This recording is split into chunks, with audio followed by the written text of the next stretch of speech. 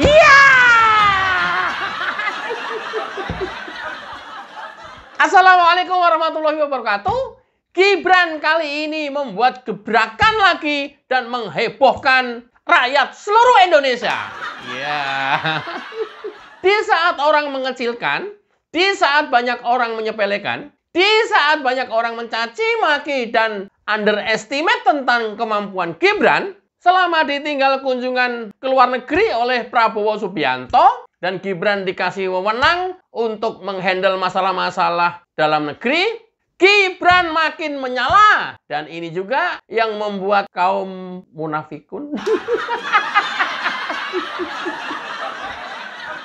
kaum nyinyirun, makin modiar, nggak berdaya. Kenapa? Setelah kemarin heboh memberikan pidato di penutupan rapat koordinasi pusat dan daerah di depan kepala daerah seluruh Indonesia, kemudian memimpin upacara Hari Pahlawan Nasional kemarin. Ada modiar semua. Tapi ya ada sih yang nggak modiar, yang bahas masalah mukul gong sama bahas masalah Gibran masih memegang pukulan gong. Jadi udah nggak makin berkualitas, makin nggak substantif, makin ngawur. Ya tapi nggak apa-apa sih, namanya juga. Hai! Terutama buser-buser. Aku nggak usah sebutin busernya siapa. Makin gile. Nah, kemudian ditambah menyala lagi pada saat memimpin upacara tabur bunga peringatan 10 November Hari Pahlawan di Kalibata, Jakarta. Dengan sikap tubuh yang tegap, dengan jalan yang cepat, sampai para pengawal keteteran. Belum tahu kalau jalannya Gibran itu. Hari ini dikejutkan dengan postingan Gibran di IG pribadinya dia. Saya bacain ya. Ini benar-benar bikin heboh nih. Bikin heboh. Saya yakin juga sudah izin presiden. Udah koordinasi dengan presiden, udah nggak apa-apa, Mas Gibran, lakuin aja kalau untuk kebaikan masyarakat. Wah, iya.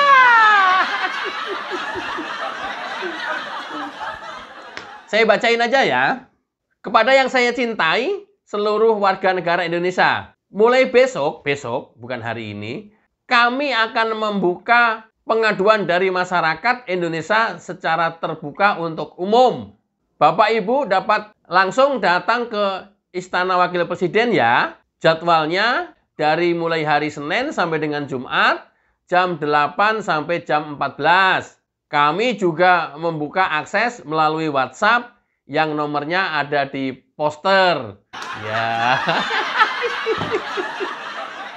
Gila ini nih, terobosan luar biasa ini. Mungkin kalau yang di Jakarta atau utamanya di Jabodetabek yang dekat bisa langsung datang ke Istana Wakil Presiden, atau yang di luar Jabodetabek atau tidak memungkinkan bisa datang, bisa melalui nomor WA. Adakah wakil presiden yang seperti ini di masa Indonesia berdiri merdeka sampai dengan hari ini? Ada? Ada. Ada. Yang ada juga malah pada menghindar. Yang ada juga malah pada ngumpet. Yang ada juga malah pura-pura nggak tahu. Apa yang dilakukan Gibran ini persis seperti yang dilakukan waktu menjadi wali kota Solo. Tentu ini dalam kapasitas nasional, kita akan menguji juga efektivitasnya dan animo masyarakat yang untuk melapornya. Ya, nanti kita coba bahas. Gila. Ini benar-benar gila ini, Bah. Sekali lagi ya, yang di luar Jakarta atau mungkin bahkan di luar Jawa yang tidak bisa memungkinkan datang ke Istana Wakil Presiden, bisa melalui WA ini. Ya. Lapor Mas Wapres. Kalau waktu di Solo kemarin, lapor Mas Wali karena dianggap efektif ya. Kemudian banyak sekali yang bisa ditindaklanjuti dan hasilnya nyata. Saat ini sekarang dicoba untuk menyerap aspirasi secara nasional melalui lapor Mas Wapres. Gila. Betapa repotnya ini nanti. Ya tapi memang kerja harus repot. Jangan kayak wakil-wakil sebelumnya. Jangan kayak wakil Yusuf Kala. Wakil tidak hanya sekedar ban serep. Ini baru namanya wakil saling mengisi, saling kolaborasi, jalan bareng, kerja bareng. Mudah-mudahan ini ke depan Indonesia makin dahsyat. Oke, baru diposting kurang lebih 18 jam yang lalu. Sudah di-like 538.000, kemudian 30,3 ribu komentar, dan 32,9 dibagikan atau di-share ulang. Dahsyat luar biasa. Dari sekitar 30.000 yang komentar, mungkin hampir saya baca semua tadi itu, kurang dari 1% yang komentarnya miring dan nyinyir. Mungkin 0,0 sekian persen dah. Sedikit sekali. Ya, rata-rata komentarnya positif. Nah, siapa yang komentarnya nyinyir dan selalu negatif? Ya, pastinya orang-orang yang nggak mau move on. Ya, timnya Abah. Yang paling pasti, yang sampai hari ini masih belum bisa menerima. Siapa, Bang? Ya, sebagian dari yang 16% itu. Dan sebagian lagi dari yang 24% itu. Tapi yang ikutan nimbrung di komentar IG-nya Mas Gibran cuman kurang dari 0,01%. Sedikit sekali. Coba saya bacain ya. Lucu-lucu sih.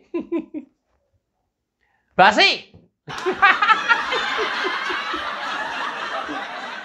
Indofau siapa ini Indofau? Udah langsung aja. Ah, basi. Basi loh.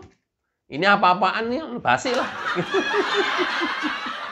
Luar biasa. Negatifnya maksudnya. Kemudian, alah, nggak jelas juga lu sekeluarga. Iya. Yeah. Yang jelas, siapa yang jelas? Ini akun fake. Ini kalau begini tanda-tandanya akun fake ini. Ya. Yang orang nggak berani nongol, nggak gentle. Ya, tapi kemudian terus menyebarkan aura negatif. Ini nih, akun-akun fake seperti ini nih. Siapa itu, Bang? Ya siapa lagi kalau bukan kelompok 24% atau anak Abah. Dan sebagian kelompok 16%. Oke, coba kita lanjut lagi. Alah, banyakkan ngomong, usut aja dulu akun Fufu Fafa ya. Fufu Fafa, susu bendera. Nih, dari Farid. Siapa nih? Farid 3A. Ini orang lebih senang bicara yang fiksi daripada yang nyata atau yang berada di alam nyata dan tindakan nyata. Orang-orang semacam ini nih. Ini masih fufu fafa ya. Pada saatnya nanti pasti akan dibongkar sebenarnya siapa ini fufu fafa, tapi keep silent aja dulu lah, udah biarin aja dulu liar. Kalian bangga pada tahu aja lu. Oke, kita lanjut. DPR tidak mengakui Wapres terpilih. Wapres membuat DPR tidak berfungsi. Loh, kok bisa? Siapa itu, Bang, yang komen, Bang? Sama, akun fake juga. Nggak jelas juga. Jadi, adanya Gibran menjadi wakil presiden, DPR merasa tidak ada fungsinya. Loh, kok bisa? Ya salah sendiri. Memang kalian nggak kerja dong selama ini.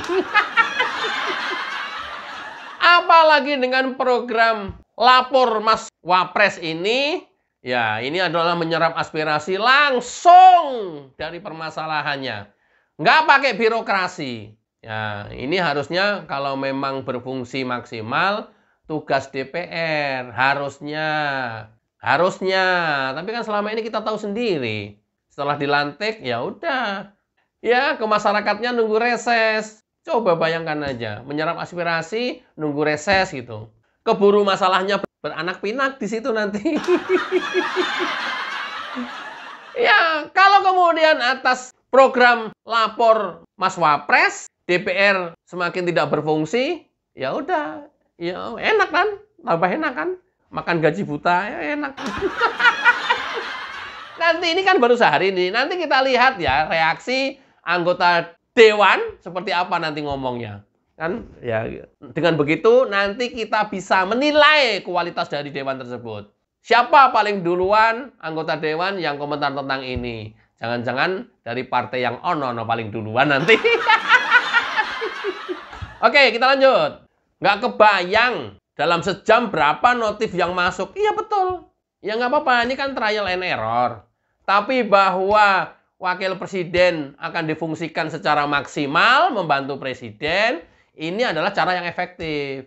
Jadi langsung pada pokok permasalahannya. Dengan begini, presiden bisa mengambil langkah dan bisa menyelesaikan masalah-masalah yang selama ini ada di masyarakat dan tidak mendapat penyaluran. Leo kemarin siapa yang bilang? Ya, anti kritik. Siapa yang bilang kemarin presiden, wakil presiden anti kritik? Siapa yang bilang? Ngaku sendiri, Cung. Saya nggak usah tunjuk orang. Yang ngomong presiden dan wakil presiden anti kritik. Kalau sudah di open bar begini, udah dibuka secara nasional, masih dibilangin anti kritik. Oke. Ya. Terus fungsi wakil rakyat apa ya kalau sudah seperti ini? Ya nggak ada fungsi. Ya fungsinya mah tetap legislasi, membuat undang-undang, ya, dan menetapkan.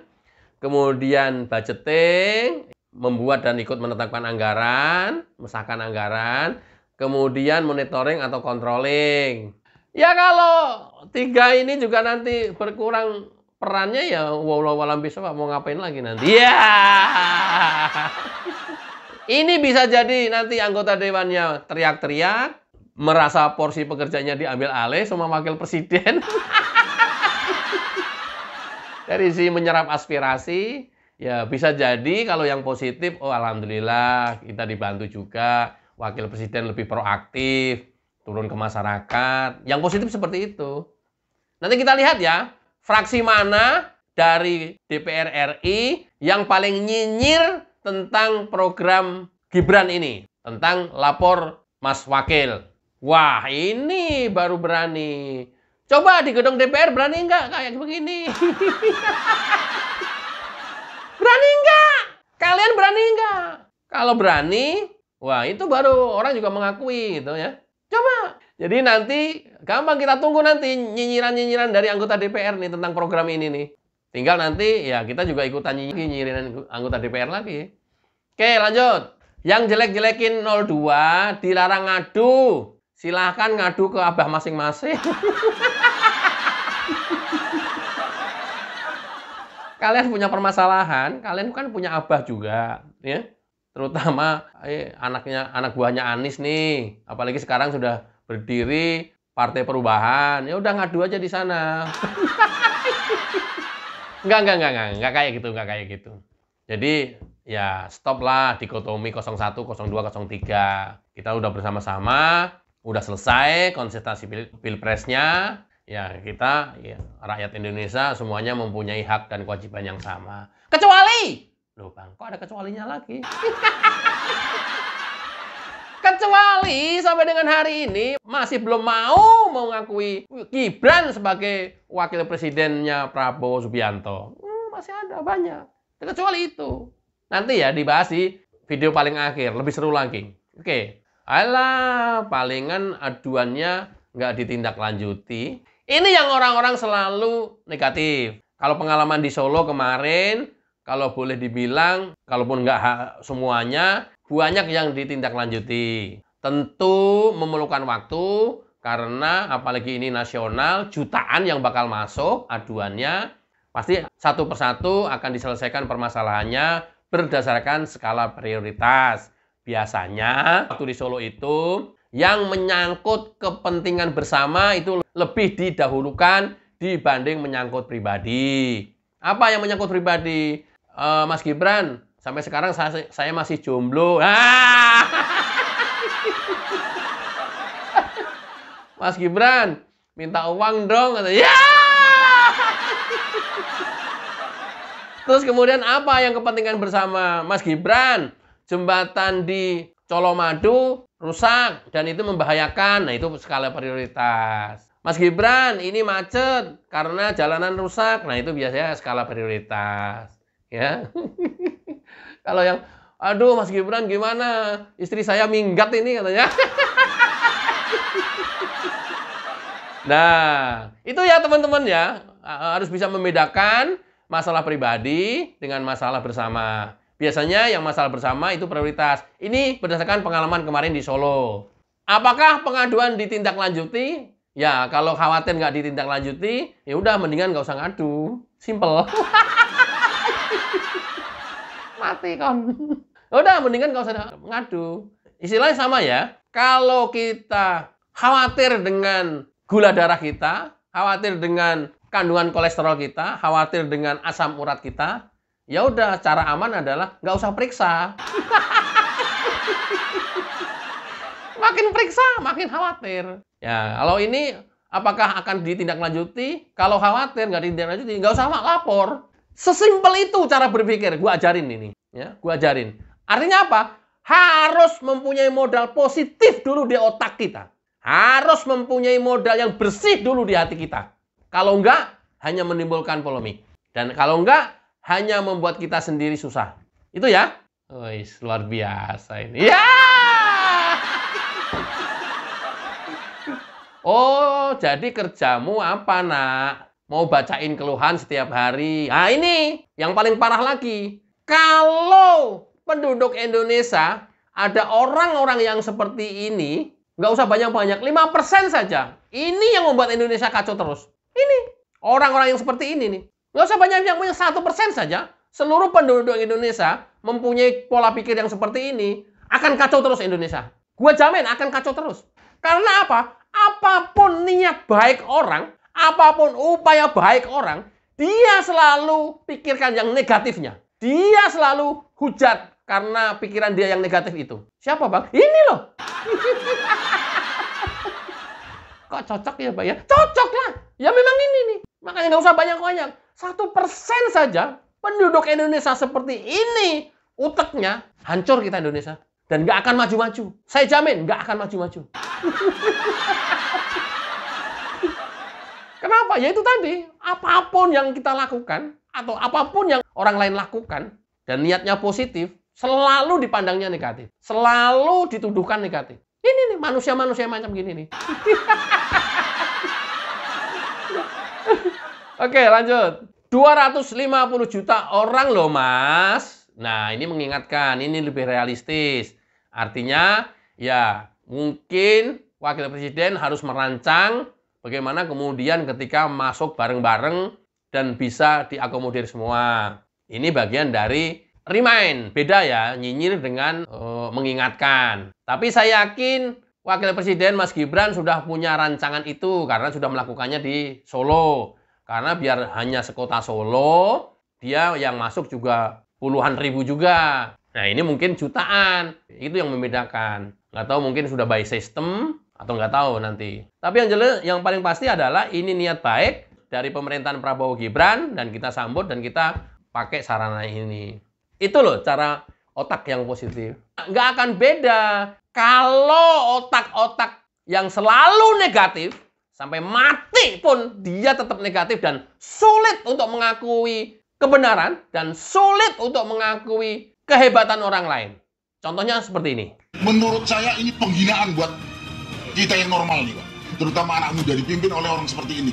Saya ngeliatnya sih, Pak. Nggak pantas. Malu kami, nggak ikhlas saya dipimpin sama orang seperti ini. Siapa?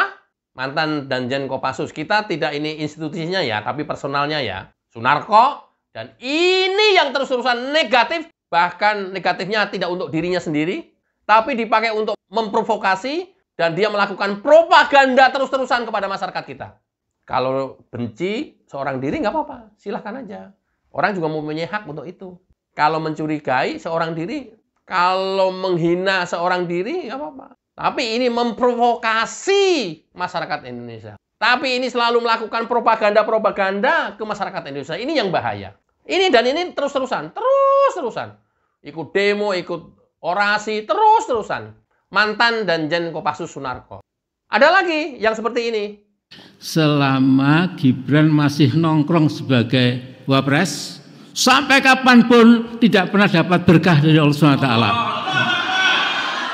Tuh kan, kita tahu kan orang tua yang harusnya memberikan keteladanan, yang harusnya memberikan kesejukan seperti ini. Tak ubahnya juga Amin Rais. Bahkan ya mohon maaf pisan dengan segala kerendahan hati, sudah di masa penghujungnya sudah masih seperti ini. Kan sangat disayangkan sekali. Ada lagi nih seperti ini nih, kita coba lihat. Presiden harus sama kualitas, sama kemampuannya.